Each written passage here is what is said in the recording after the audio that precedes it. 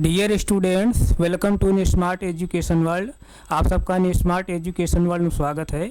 आप हमसे जुड़िए, हमारे चैनल को सब्सक्राइब करिए। जो भी कोई इशू है उसके लिए आप लोग अपना सुझाव दीजिए। जो भी कोई इशू रहे उसको हम लोग सॉर्ट आउट करने की कोशिश करेंगे। इसके साथ साथ मैं सभी अभिभावकगण से भी निवेदन कर रहा हूँ, आप भी हमारे चैनल के माध्यम से जुड़िए। हमारे कंटेंट को आप एनालिसिस करिए, हमारे कंटेंट को एनालिसिस करके बच्चों को जरूर हमारे चैनल के माध्यम से जोड़िए। बच्चों को मोबाइल भी प्रोवाइड कराइए ताकि जो भी कंटेंट हम लोग यहाँ से प्रोवाइड कर रहे हैं बच्चे उसको आसानी से पढ़ सकें। इसके साथ साथ आप लोग सुझाव भी दीजिए। अपना जो भी सुझाव आप देंगे, आप लोग सुझाव को हम लोग फॉलो करते हुए हैं यहाँ से और बेहतर से बेहतर कंटेंट प्रोवाइड करने की कोशिश करेंगे। तो प्यारे बच्चे, हम लोग पिछली क्लास क्या पढ़ रहे थे? Linear equation in two variable, यानी pair of linear equation two variable, दो चरवाहे रैखिक समीकरण का योग पढ़ रहे थे। आइए इसी कंटिन्यू करते हुए हम आगे बढ़ते हैं। दो चरवाहे रैखिक समीकरण का योग, दो चरवाले रैखिक समीकरण का योग, दो चरवाले रैखिक, इसी हम लोग रेखी भी कहते हैं, मैं बार बार बताते हुए आ रहा हूँ। रेखी समीकरण, रेखिक समीकरण का योग, का योग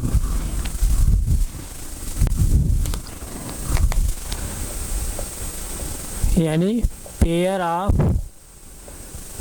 ऑफ लीनियर इक्वेशन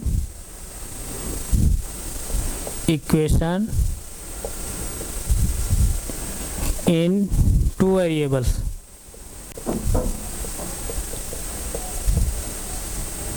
यही हम लोग पढ़ रहे हैं, pair of linear equation in two variables. तो पिछली क्लास में बच्चे हम लोग क्या पढ़ रहे थे? एक्सरसाइज 3.1 यानी एनसीईआरटी से हम लोग पढ़ रहे थे। जो भी कंटेंट हम लोग पढ़ रहे हैं एनसीईआरटी से पढ़ रहे हैं। एनसीईआरटी से हम लोग एक्सरसाइज जो है 3.1 हम लोग पढ़ रहे हैं, यानी प्रश्नावली 3.1 पढ़ रहे हैं। तो आइए जो है हम लोग अपनी बुक को आप ओपन कर लीजिए। एक्सरसाइज जो है 3.1 ओपन करिए। आपके पास जो भी बुक है उस बुक को जो है आप ओपन करके यहाँ से पढ़िए। प्रश्नावली हम लोग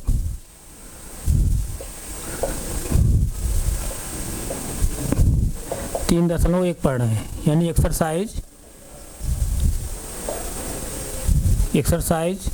3.1। यहाँ तक कोई डाउट है? तो पिछली क्लास में बच्चे हम लोग जो है एक्सरसाइज जो है 3.1 का जो है पहला क्वेश्चन हम लोग सॉल्व किए थे। अब हम लोग जो है दूसरा क्वेश्चन सॉल्व करेंगे। आप बुक ओपन करके देखिए, यहाँ पर क्वेश्चन नंबर 2 देखिए क्या कह रहा है।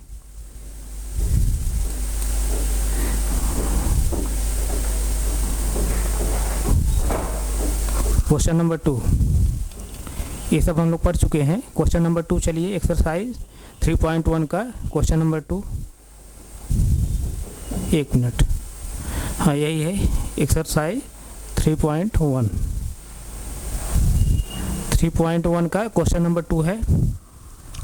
अब ध्यान दीजिएगा, यहाँ पर क्वेश्चन नंबर 2 क्या कह रहा है? क्रिकेट टीम के एक कोच ने 3900 रुपये में 3 बल्ले तथा 6 गेंदें खरीदी। बाद में उसने एक और बल्ला तथा उसी प्रकार की 3 गेंदें 1300 रुपये में खरीदी। इस स्थिति को बीजगणितीय तथा ज्यामितीय रूपों में व्यक्त कीजिए। एक बार क्वेश्चन फिर आप मैं रिपीट कर रहा हूँ, क्वेश्चन को ध्यान समझिए। क्रिकेट टीम के एक कोच ने 3900 रुपये में 3 बल्ले तथा 6 गेंदें खरीदी। बाद में उसने एक और बल्ला तथा उसी प्रकार की 3 गेंद 1300 रुपये में खरीदी। इस स्थिति को बीजगणितीय तथा ज्यामितीय रूपों में व्यक्त करना है। तो यहाँ पर हमको एक बल्ले की कीमत नहीं पता है और एक बाल की जो है कीमत नहीं पता है। तो हम लोग क्या करेंगे, एक बल्ले की यानी एक बल्ले की कीमत और एक बाल की कीमत को हम लोग क्या मान लेंगे, कुछ वेरिएबल मानेंगे। तो आइए हम लोग क्वेश्चन नंबर 2 को सॉल्व करते हैं। तो यहाँ से ऐसे देखिए, यहाँ पर 3 बल्ले और 6 गेंदे कह रहा है। पहली कंडीशन में 39 रुपये में 3 बल्ले और 6 गेंदे खरीदा। कौन? कोच ने खरीदा, टीम का कोच। तो हमको एक बल्ले का क्या मूल्य है नहीं पता है, अब एक गेंद का मूल्य क्या है ये नहीं पता है, लेकिन 3 बल्ला और 6 गेंदे जो है 3900 रुपये में खरीद रहा है। तो हम यहाँ पर मान ले रहे हैं, माना जो है माना सपोज दैट या लेटेस्ट कंसीडर, माना एक गेंद, सॉरी बल्ला पहले है ना, बल्ला है, माना एक बल्ले का मूल्य, माना एक बल्ले का मूल्य, एक बल्ले का मूल्य x रुपये है, x रुपये, तथा एक गेंद का मूल्य, गेंद का मूल्य y रुपये है। माना एक बल्ले का मूल्य x रुपये तथा एक गेंद का मूल्य y रुपये है, तब इक्वेशन के सॉरी क्वेश्चन के पहली कंडीशन के अनुसार, यानी अकॉर्डिंग टू क्वेश्चन पहली कंडीशन को अनुसार क्या हम तब लिखेंगे। जैसे देखिए 3 बल्ला खरीदा है, अब एक बल्ले की कीमत कितना है, x रुपये है, तो 3 बल्ले की कीमत क्या हो जाएगी, 3 गुणे x हो जाएगी नहीं। जैसे एक पेन का मूल्य, एक पेन का मूल्य 4 रुपये है, 3 पेन का मूल्य कितना होगा, 12 रुपये होगा नहीं होगा। एक पेन का मूल्य 4 रुपये है, 3 पेन का मूल्य कितना होगा, जितनी पेन की संख्या है, पेन की जितनी संख्या है और एक पेन का जितना मूल्य है उसमें हम लोग क्या कर रहे हैं, गुणा कर दे रहे हैं। तो इसी तरह जैसे 3 बल्ला है, 3 बल्ला है और एक बल्ले की कीमत हम माने हैं कितना, x रुपये माने हैं, तब यहाँ पर 3 बल्ले का कीमत कितनी हो जाएगी, 3 इंटू x, यानी 3 इंटू जब x करेंगे तो क्या हो जाएगा 3x। और फिर 6 गेंद, 6 गेंद का मूल्य कितना होगा, एक गेंद का मूल्य हम y रुपये माने हैं, 6 गेंद का मूल्य क्या हो जाए, 6 गुणे x होगा, 6 गुणे y होगा। एक गेंद का मूल्य हम y रुपये माने हैं, तो 6 गेंद का मूल्य कितना हो जाए, 6 गुणे y। तो यहाँ पर फिर क्या करेंगे, यानी 3 गेंद खरीद रहा है, 3 गेंद खरीद रहा है और 3 जो है बल्ला खरीद रहा है और 6 गेंद खरीद रहा है। फिर से देख लीजिए क्वेश्चन जैसे देखिए 3 बल्ले तथा 6 गेंद खरीदी, 3 जो है बल्ला खरीद रहा है, 6 गेंद खरीद रहा है, 3 बल्ला 6 गेंद, 3 बल्ले का मूल्य इतना हो जाएगा 3x, और एक गेंद का मूल्य मैं y रुपये माना हूँ, 6 गेंद का मूल्य कितना हो जाएगा, 6 गुणे y यानी 6y, और दोनों का योग किसके बराबर है, कितना रुपए खर्च करता है, 3900 रुपये, यानी 6y 3x plus 6y equal to कितना, 3900 रुपये खर्च कर रहा है कोच ने। एक बल्ले की कीमत मैं x रुपये माना हूँ, 3 बल्ले की कीमत क्या हो जाएगा, 3x हो जाएगा। एक गेंद की कीमत मैं y रुपये माना हूँ, 6 गेंद की कीमत कितना हो जाएगा, 6y। एक गेंद की कीमत मैं y रुपये माना हूँ, 6 गेंद की कीमत कितना है, 6y यानी 6y।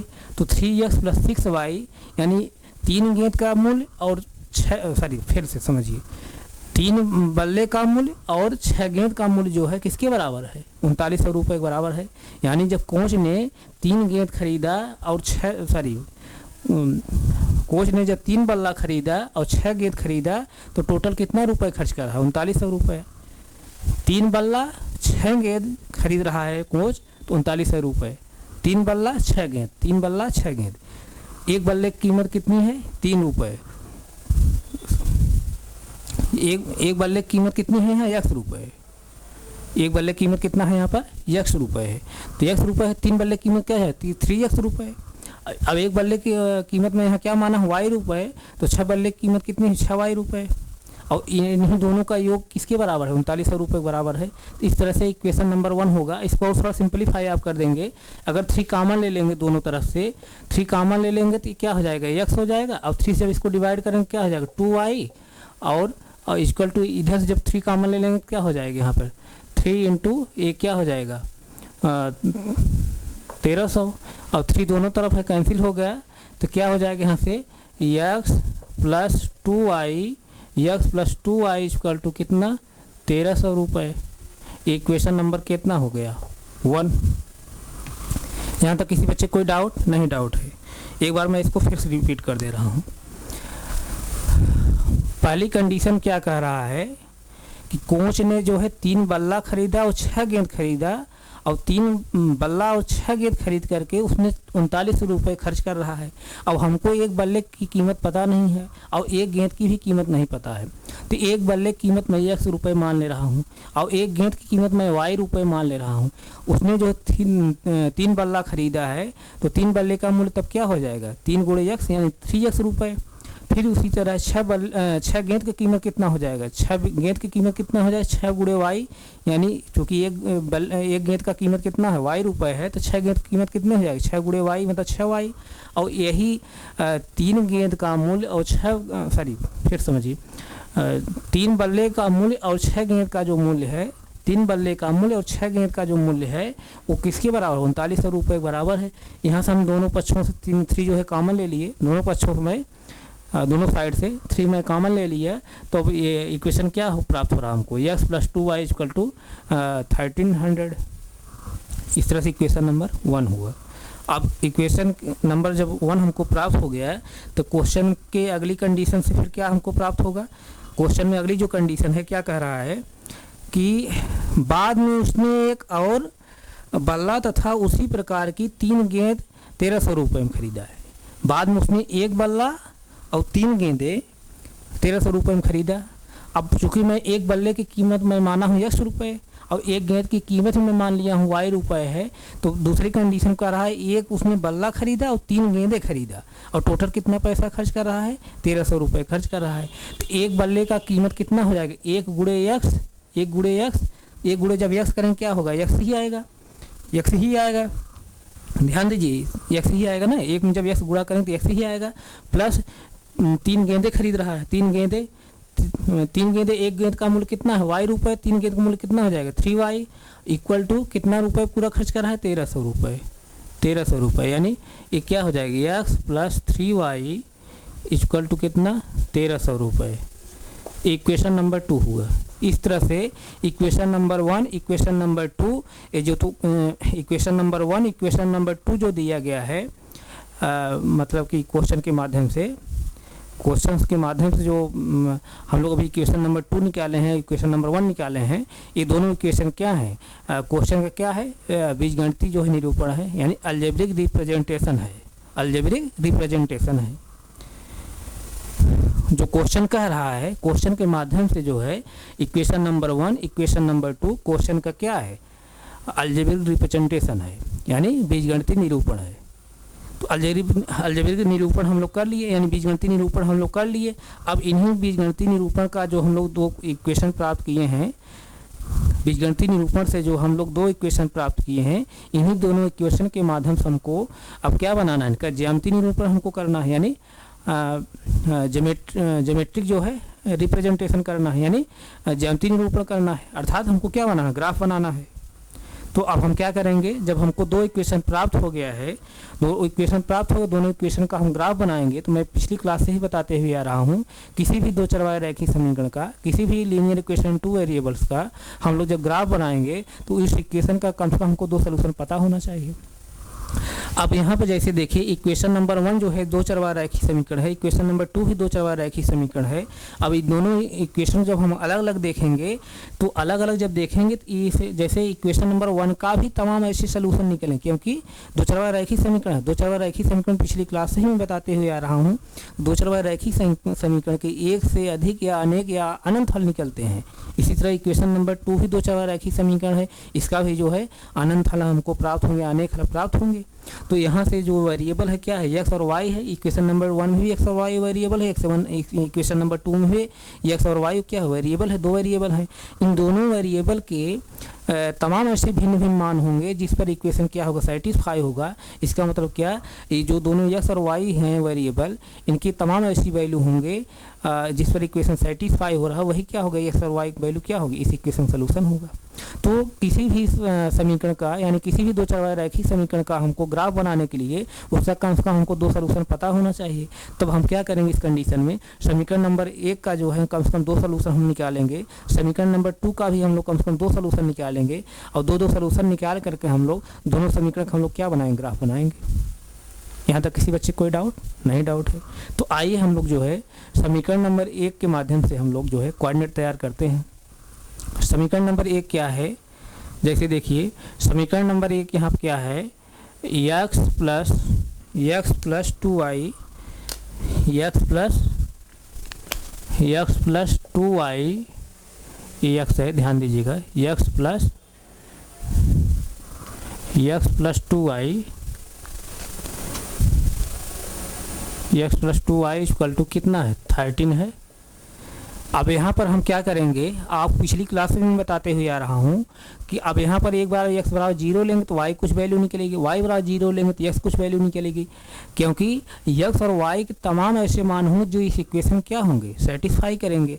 और जब इस इक्वेशन को सेटिस्फाई करेंगे x और y के तमाम मान, तो सभी के मान जो होंगे क्या होंगे, इस इक्वेशन सोल्यूशन होंगे। तो अब x और y के तमाम ऐसे मान हैं, कैसे हम समझें कौन सा मान हम रखें, तो अब आसानी से आप इस तरह से नहीं निकाल पाएंगे। उसके लिए मैं सिंपल तरीका यही बताया हूँ कि एक बार जो है x बराबर 0 आप लेंगे तो y कुछ वैल्यू निकलेगी, y बराबर 0 लेंगे तो x कुछ वैल्यू निकलेगी, x बराबर 1 लेंगे तो y कुछ वैल्यू निकलेगी, y बराबर 1 लेंगे तो x कुछ वैल्यू निकलेगी, x बराबर जब 2 लेंगे तो y कुछ वैल्यू निकलेगी, y बराबर जब 2 लेंगे तो x कुछ वैल्यू निकलेगी। इस तरह से तमाम वैल्यू निकलेंगी। तब वो जो कोऑर्डिनेट निकलेंगे, वैल्यू जो हम एक्स वाई निकालेंगे, वो कोऑर्डिनेट जो निकलेंगे उन्हीं कोऑर्डिनेट को हम एक एक करके इस इक्वेशन नंबर 1 में हम पुट करके देखेंगे किस कोऑर्डिनेट के लिए इक्वेशन सेटिस्फाई हो रहा है। जिस कोऑर्डिनेट के लिए इक्वेशन सेटिस्फाई हो वो कोऑर्डिनेट क्या होगा, उस इक्वेशन का सोल्यूशन होगा। इस तरह से हमको 2 सोल्यूशन कम से कम निकालना जरूरी है। जब तक हमको 2 सोल्यूशन नहीं पता रहे तब तक हम जो है किसी भी 2 चर रैखिक समीकरण हम ग्राफ नहीं बना पाएंगे। तो आइए जो है हम यहाँ पर एक्स बराबर जैसे हम 0 ले रहे हैं, एक्स बराबर क्या ले रहे हैं, 0, एक्स बराबर 0 रखिए यहाँ पर 0। अब जैसे देखिए एक्स बराबर जब 0 मैं ले रह रहा हूँ तो एक्स यहाँ विलुप्त हो जाएगा, एक्स वाला जो वेरिएबल है विलुप्त हो जाएगा, तब सिर्फ वाई वाला वेरिएबल बचेगा, यानी equation linear equation in one variable हो जाएगा, यानी एक चरवाहा रैखिक समीकरण हो जाएगा। जब एक चरवाहा रैखिक समीकरण हो जाएगा उसको हम ट्रांसफॉर्म मेथड से यानी पक्षांतर विधि से हम उसको क्या करेंगे, उसको हम सॉल्व कर लेंगे, यानी वाई वैल्यू हम निकाल लेंगे। तो एक्स बराबर 0 में रखने पर देखिए जैसे एक्स पोजिशन में 0 रख रहा हूँ प्लस 2y इक्वल टू क्या है 1300 यानी 1300 है।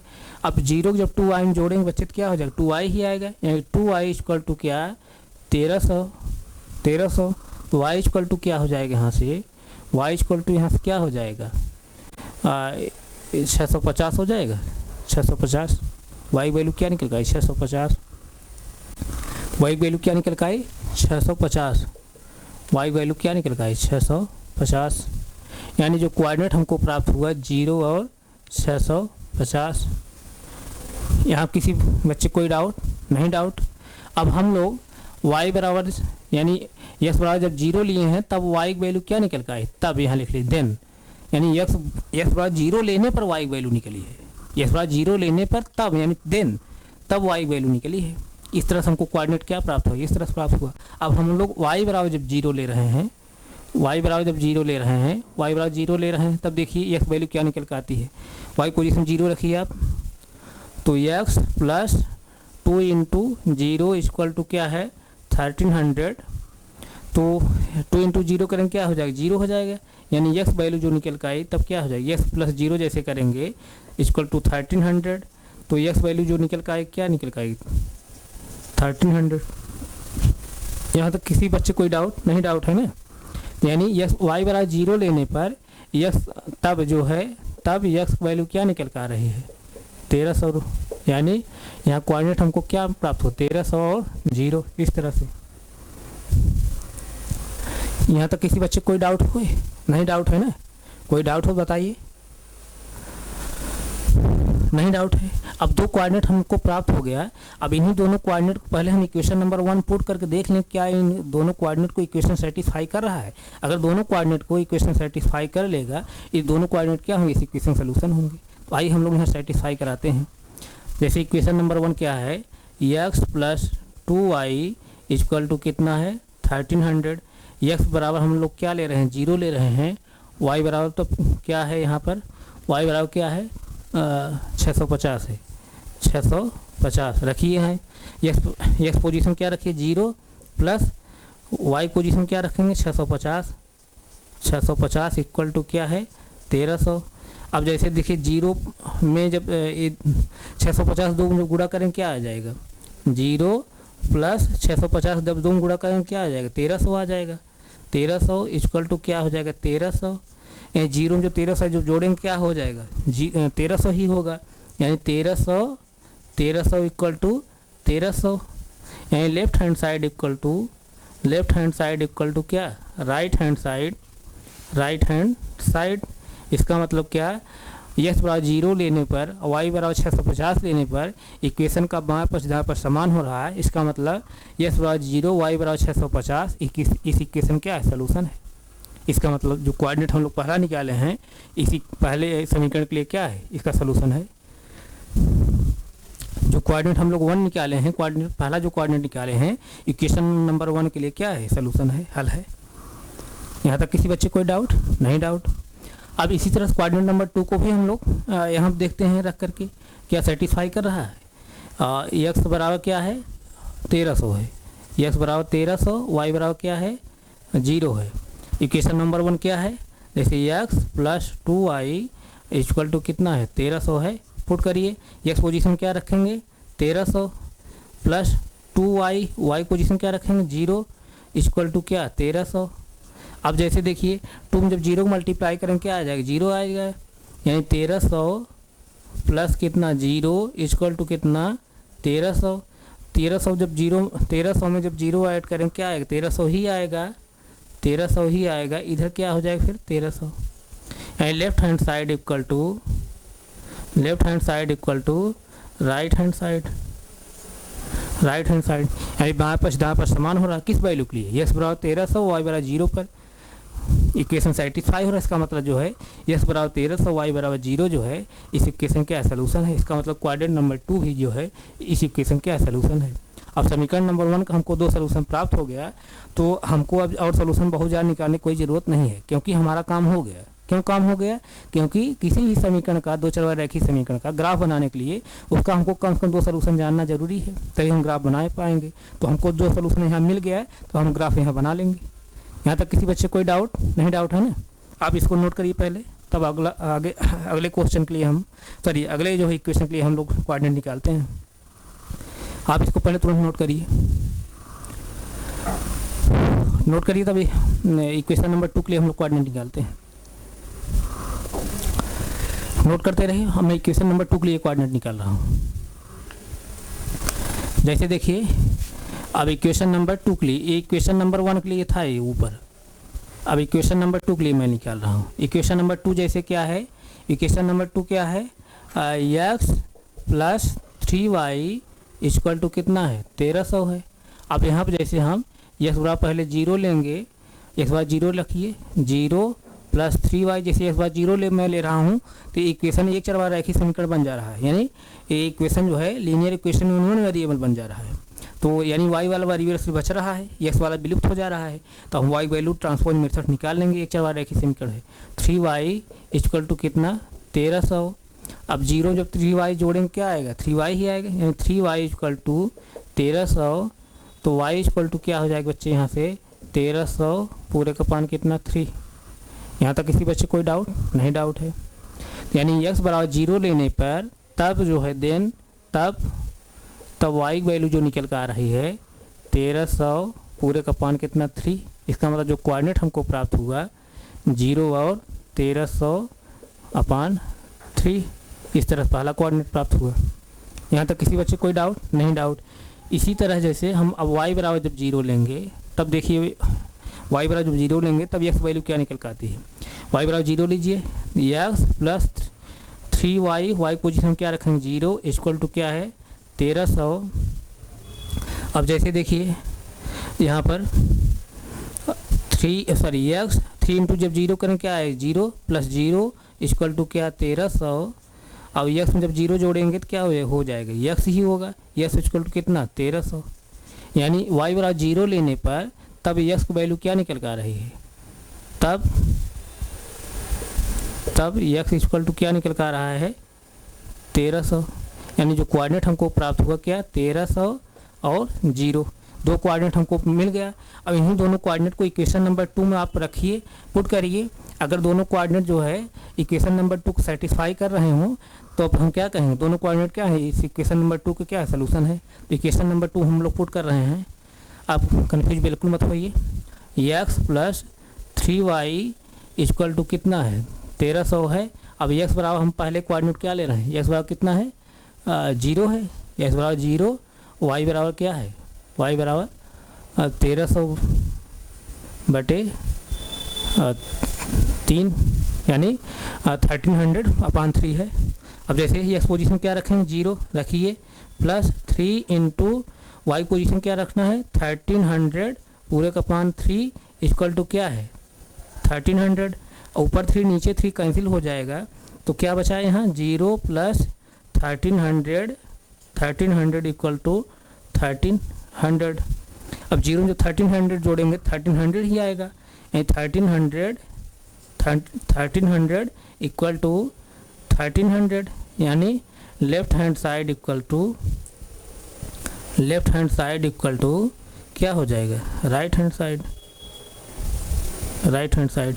यानी पहला कोऑर्डिनेट क्या है, इस इक्वेशन नंबर 2 क्या है, सलूशन है। यहाँ तक किसी बच्चे कोई डाउट नहीं, डाउट है नोट करिए इसको। इसी तरह जैसे हम लोग हम फिर जो है इक्वेशन नंबर 2 में कोऑर्डिनेट नंबर 2 को हम सेटिस्फाई करा लें, देखते हैं क्या कोऑर्डिनेट नंबर 2 भी सेटिस्फाई कर रहा है। जैसे क्या है इक्वेशन क्या है, इक्वेशन नंबर 2 क्या है x plus 3y equal to 13 है ना, तो x पोजीशन क्या रखेंगे 1300, x पोजीशन क्या 1300 प्लस y पोजीशन क्या रखेंगे 0, यानी 3y इंटू 0 इक्वल टू क्या है 1300।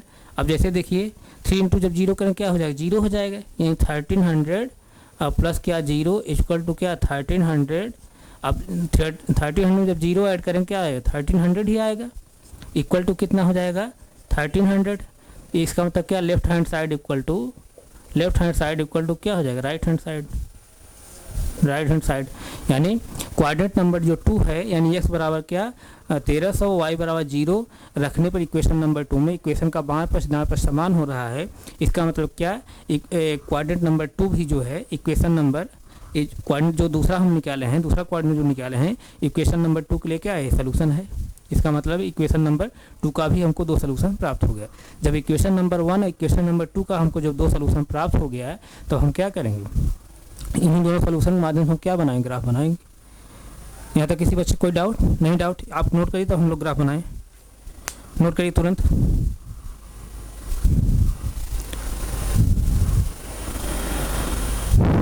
नोट करिए नोट करिए नोट करिए।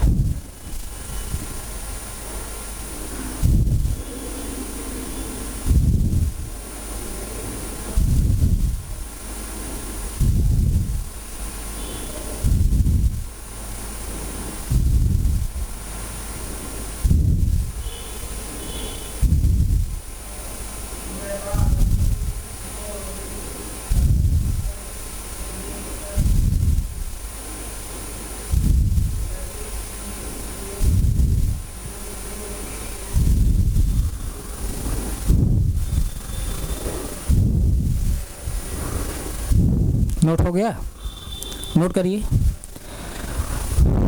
नोट करिए।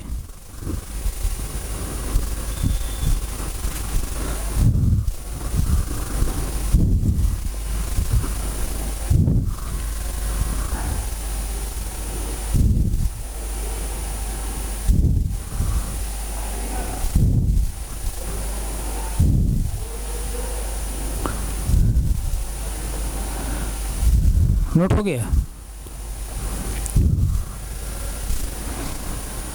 इसको तो नोट कर लिए हूँ ना, मैं यहाँ थोड़ा मिटाना चाह रहा हूँ और नोट करते रहिए आप।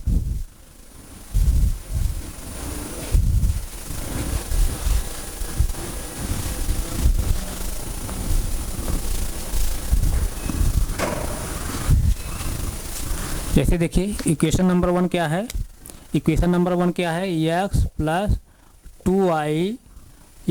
2y इक्वल टू क्या है 1300 है, इक्वेशन नंबर 1 है। इसी तरह इक्वेशन नंबर 2 क्या है, x plus 3y equal to 1300 है, इक्वेशन नंबर 2 है। इक्वेशन 1 इक्वेशन 2 है। अब इक्वेशन 1 का जो सलूशन हम लोग निकाले हैं, क्या निकाले हैं पहला सोल्यूशन जो निकल के आया है क्या, 0 और 650। फिर दूसरा सोल्यूशन क्या है, 1300 और 0, 1300। इक्वेशन नंबर 2 के जो निकाले हैं हम लोग सोल्यूशन, पहला सोल्यूशन क्या है 0, पहला सोल्यूशन क्या है 0 और क्या है 1300/3 यानी 1300/3 पहला कोऑर्डिनेट है, पहला सोल्यूशन है। इसी तरह दूसरा सोल्यूशन हम लोग क्या निकाले हैं, दूसरा सोल्यूशन निकाले हैं 1300 और 0 यानी 1300 और 0 निकाले हैं। इस तरह से 1300 और 0, इस तरह 2 कोऑर्डिनेट हमको पता है जो दोनों सोल्यूशन है। मतलब इक्वेशन नंबर 2 का हम 2 सोल्यूशन निकाले हैं, एक सोल्यूशन है एक सोल्यूशन है। इसी तरह से एक सोल्यूशन है एक सोल्यूशन है, इक्वेशन नंबर 2 के लिए है। यहाँ तक किसी बच्चे कोई डाउट नहीं है ना। तो अब जो है इसको आप नोट किए कि नहीं नोट किए हैं तो इसको आप स्क्रीनशॉट लीजिए, तुरंत स्क्रीनशॉट लीजिए, तुरंत सबके स्क्रीनशॉट लीजिए। तब इक्वेशन नंबर 1 इक्वेशन नंबर 2 के माध्यम से हम लोग ग्राफ बनाएं, जल्दी से लीजिए।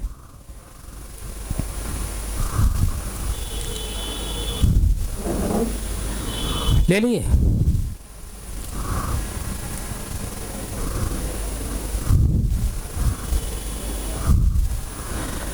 स्क्रीनशॉट लिए, लीजिए स्क्रीनशॉट।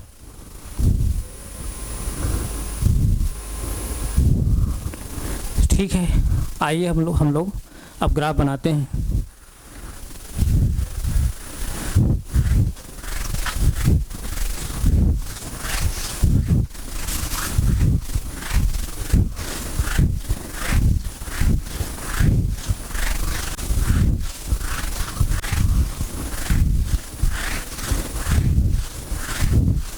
अब 10 रुपये का आप ग्राफ पेपर ले लीजिए। जो मैं चीज़ें बता रहा हूँ, जो ग्राफ बना करके आप जो है प्रैक्टिस करिए, तभी समझ में आएगा।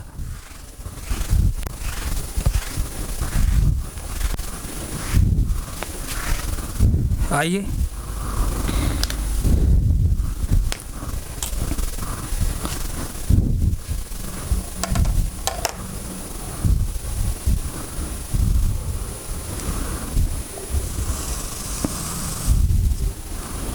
इस तरह से हम लोग ग्राफ बना रहे हैं।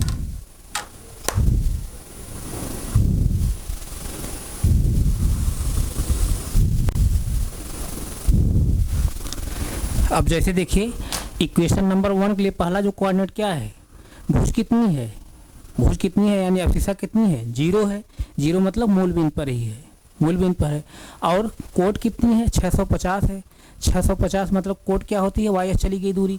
और जो ये कोट है क्या है, धनात्मक है। और जब कोट धनात्मक रहती है इसका मतलब वाई चली गई जो दूरी है कहाँ है, मूल बिंदु से वाई पर ऊपर तरफ चली गई दूरी है, मूल बिंदु से ऊपर तरफ वाई चली गई दूरी है। तो 650 हम लोग ले 650 लेंगे हम लोग। इसी तरह जैसे अब यहाँ पर जैसे देखिए दूसरा कोऑर्डिनेट क्या है, 1300 और 0 यानी जो भुज है कितनी है, 1300 है। भुज जितनी है क्या है, 1300 है। अब हम यहाँ पर ग्राफ में जो है 1300 सेंटीमीटर अगर लेके चलेंगे तो बहुत लंबा जाएगा ना। 1300 सेंटीमीटर अगर लेके चलेंगे, सही एग्जैक्ट वैल्यू लेके चलेंगे, अगर सही से अगर माप चलेंगे हम लेकर के 1300 सेंटीमीटर बहुत हो जाएगा, 1300 सेंटीमीटर बहुत हो जाएगा ना। तो हम क्या मान के लेंगे, यहाँ पर एक अपने अनुमान से जो है हम मान चलेंगे कि यहाँ तक जो है दूरी क्या है, 13 सेंटीमीटर है, 1300 सेंटीमीटर है। सपोज दैट जैसे मैं मान ले रहा हूँ कि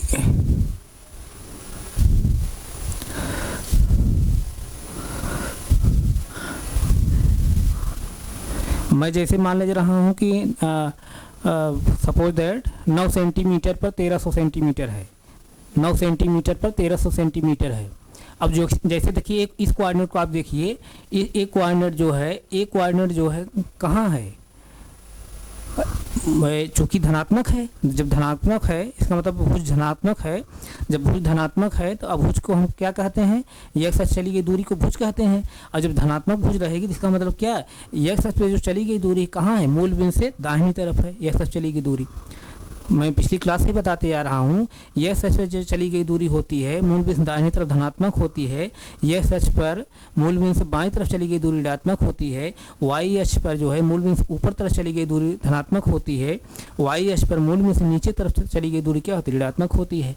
तो अब इस कोऑर्डिनेट जैसे हम 1300 ले रहे हैं, 1300 जो है धनात्मक है, इसका मतलब यह सच जो चली गई दूरी है मूल बिंदु से दाहिनी तरफ है। तो जो 1300 कोऑर्डिनेट मैं ले रहा हूँ, अब 1300 सेंटीमीटर में अगर सेंटीमीटर में ही लेंगे बहुत दूरी जाएगा, इंच में अगर लेंगे तो और दूरी चला जाएगा। तो सेंटीमीटर में जैसे इसको ले रहा हूँ, मैं सपोज दैट मान ले रहा हूँ कि 9 सेंटीमीटर पर ये 1300 है, 9 सेंटीमीटर पर 1300 सेंटीमीटर है, मैं मान ले रहा हूँ ऐसा मैं मान ले रहा हूँ, ऐसा मैं मान ले रहा हूँ। यहाँ पर क्या है, 9 सेंटीमीटर पर 1300, 9 सेंटीमीटर पर क्या है 1300 सेंटीमीटर है, 1300 सेंटीमीटर है। और कोट कितनी है, 0 है। कोट कहाँ है, इसका मतलब यहीं मिलेगा।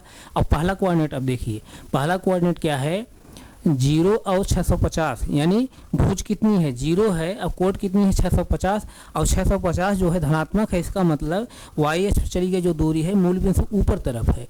अब जैसे देखिए, अब ये जो 650 सेंटीमीटर लेंगे, जैसे मैं ये 1300 सेंटीमीटर लिया हूँ 9 सेंटीमीटर पर, 9 सेंटीमीटर में 1300 सेंटीमीटर लिया हूँ, और उसका आधा 650 है, इसका मतलब कि अगर 9 सेंटीमीटर 1300 में लिया हूँ तो 9 सेंटीमीटर के आधे पर जो है, 9 सेंटीमीटर के आधे पर क्या मिलेगा 650 मिलेगा। इसका मतलब 450 सेंटीमीटर, सॉरी 450 नहीं, 450 सेंटीमीटर पर, यानी 9 सेंटीमीटर पर 1300 है, 9 सेंटीमीटर पर 1300 है, और 1300 का आधा क्या होता है 650 होता है। तो 9 सेंटीमीटर आधा जब करेंगे क्या हो 4.5 सेंटीमीटर होगा ना, 4.5 सेंटीमीटर भाई, 4.5 सेंटीमीटर, 4.5 सेंटीमीटर इस तरह से, या 4 सही 1/2 सेंटीमीटर, इस तरह दोनों एक ही चीज़ है, 4.5 या 4.5, बात समझ में नहीं। तो 9 सेंटीमीटर में 1300 ले रहा हूँ, 9 सेंटीमीटर में 1300 सेंटीमीटर जैसे सेट कर रहा हूँ, तो उसका आधा 650 है। तो जितनी दूरी पर मैं जो है 1300 ले रहा हूँ, मतलब 9 सेंटीमीटर 1300 में ले रहा हूँ, और 1300 का आधा 650 है, यानी उसकी आधी दूरी पर जो है 650 होगा। तो 9 सेंटीमीटर का आधा क्या होगा 4.5 सेंटीमीटर। तो 4.5 सेंटीमीटर मैं वाई अक्ष पे ले रहा हूँ, 4.5 सेंटीमीटर यही होगा। जैसे देखिए ये 4.5 सेंटीमीटर है, ये 4.5 सेंटीमीटर है। इसका मतलब यहाँ जो कोऑर्डिनेट प्राप्त हुआ क्या, 0 और 650, 0 और 650, इसको मैं जैसे P मान ले रहा हूँ, P, और इसको जैसे आप Q मान लीजिए, Q। और यहाँ जो कोऑर्डिनेट प्राप्त हुआ क्या प्राप्त हुआ, जैसे Q कोऑर्डिनेट क्या है 1300 और 0, 1300 और 0 यहाँ पर। इन दोनों कोऑर्डिनेट को आप मिला लीजिए, लाइन खींचिए।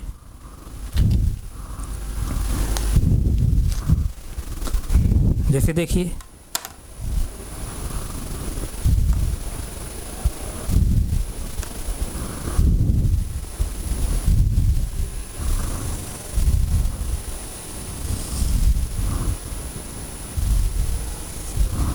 इस तरह से हमको लाइन प्राप्त हो रही है। यानी ये कौन है लाइन, ये जो है P है, और ये क्या है, जैसे देखिए कोऑर्डिनेट क्या P लिया हूँ ना, और ये क्या है Q है, ये Q है। और किस समीकरण के माध्यम से मिल रही है, पहले समीकरण के माध्यम। पहला समीकरण क्या है, x और plus 2i, x plus 2i equal to क्या है 1300 है, 1300 पहले समीकरण के माध्यम से हमको ग्राफ प्राप्त हुआ है। इसी तरह आप दूसरे समीकरण से तो हम ग्राफ बनाएंगे। दूसरे समीकरण पहला कोऑर्डिनेट क्या है 0, यानी भुज क्या है 0, और कोट कितनी है 1300/3, 1300/3, और 1300/3 है क्या है धनात्मक है। इसका मतलब मूल बिंदु से जो चली गई दूरी है कहाँ पर वाई अक्ष पर ऊपर तरफ, कोट धनात्मक है, इसका मतलब वाई अक्ष जो चली गई दूरी कहाँ है मूल बिंदु से ऊपर तरफ है। तो अब हम जैसे देखिए यहाँ पर पहले वाले कोऑर्डिनेट को हम जब लेंगे तो भुज क्या है 0 है, भुज 0 इसका मतलब मूल बिंदु पर ही मिल रहा है भुज 0। अब इस कोऑर्डिनेट जैसे हम ए मान ले रहे हैं, क्या है ए, और इसको मैं सपोज दैट बी मान ले रहा हूँ। तो भुज जो है जीरो है, यानी एब्सिसा जो है जीरो है, तो हमको कहाँ मिलेगा, मूल बिंदु पर ही मिलेगा, यानी एक्स से चली गई दूरी है क्या है, जीरो है, यानी भुज जीरो है। अब कोट क्या है, 1300/3 है, 1300/3 यानी 1300/3 जब है तो इसका मतलब क्या, इसका मतलब यही, इसका मतलब ये, इसका मतलब ये है कि जैसे देखिए 1300/3 है, यानी 1300 को 3 भाग किया जा रहा है, 1300 को 3 भाग किया जा रहा है। और यहाँ पे जो मैं 1300 दूरी लिया हूँ, जैसे देखिए यहाँ पर, जैसे देखिए ये जो कोऑर्डिनेट मैं जब लिया था 1300, भुज कितना है 1300, कोट कितनी है, जीरो है, तो 1300 कितने सेंटीमीटर में मान चला था। अब 1300 सेंटीमीटर जब लेंगे तो बहुत ऊपर चला जाएगा ना, बहुत लंबा हो जाएगा। तो मैं 1300 को मैं 9 सेंटीमीटर लिया था, 1300 को मैं 9 सेंटीमीटर लिया था। और 1300 का ये क्या है, 1300 का क्या है, 3 भाग है, यानी 3 भाग दिया 3 भाग हो जाएगा ना, 1300 3 भाग हो जाएगा। जब 1300 को मैं 9 सेंटीमीटर ले रहा हूँ, तो 1300 को जब 3 भाग करेंगे तो इसका मतलब जो 9 सेंटीमीटर में दूरी लिया उसको फिर मैं 3 भाग करूँगा। ध्यान समझिए, जब 1300 को 3 भाग किया जा रहा है तो 1300 मैं यहाँ पे लिया था 9 सेंटीमीटर लिया था, 1300 को मैं 9 सेंटीमीटर लिया था, 1300 को मैं 9 सेंटीमीटर लिया था। और 1300 को जब 3 भाग कर दिया जा रहा है तो 1300 जो मैं 9 सेंटीमीटर लिया था, 9 सेंटीमीटर को भी 3 भाग कर दिया जाएगा। तो 9 सेंटीमीटर जो 3 भाग करेंगे तो जब 9 को जब 3 भाग देंगे, 9 को जब 3 भाग देंगे तो क्या आएगा, 3 आएगा ना, 3 आएगा, यानी 3 सेंटीमीटर आया। तो जो कोऑर्डिनेट हम लेंगे कहाँ लेंगे, 3 सेंटीमीटर लेंगे, यानी 1300/3 को 1300/3 को कितनी दूरी पर लेंगे, 3 सेंटीमीटर लेंगे, 3 सेंटीमीटर पर। ध्यान दीजिए भाई, नहीं समझ नहीं आएगा। तो अब चूंकि एक क्या है, कोट है ना, अब कोट क्या है, धनात्मक है, इसका मतलब वाई जो चली गई दूरी है कहाँ है, मूल बिंदु से ऊपर तरफ। तो हम इसको अब भुज कहाँ लेंगे, भुज तो जीरो है, भुज मैं यहाँ ले लिया। अब कोट कहाँ लेंगे, जो है 1300/3 है, इसका मतलब 3 सेंटीमीटर हम ऊपर तरफ लेंगे वाई अक्ष पर। तो आप इसको देख लीजिए, 3 सेंटीमीटर मैं इसको ले रहा हूँ, ध्यान दीजिएगा, 3 सेंटीमीटर पर।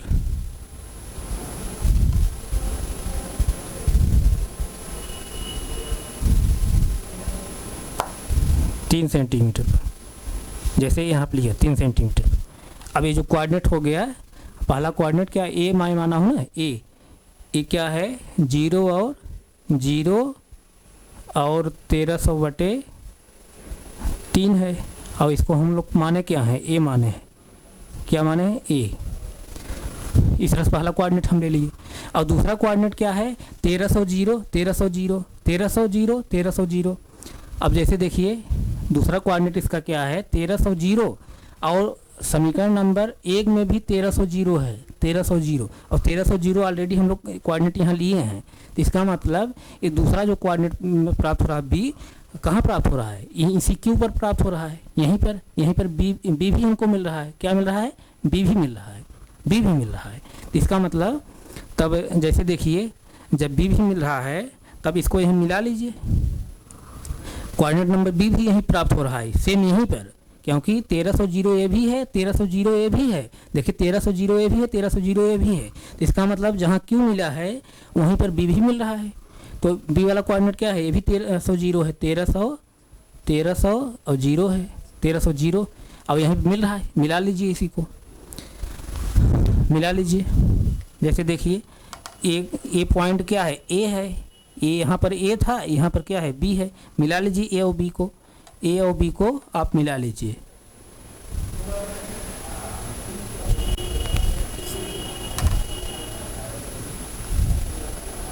ए और बी को मिला लीजिए।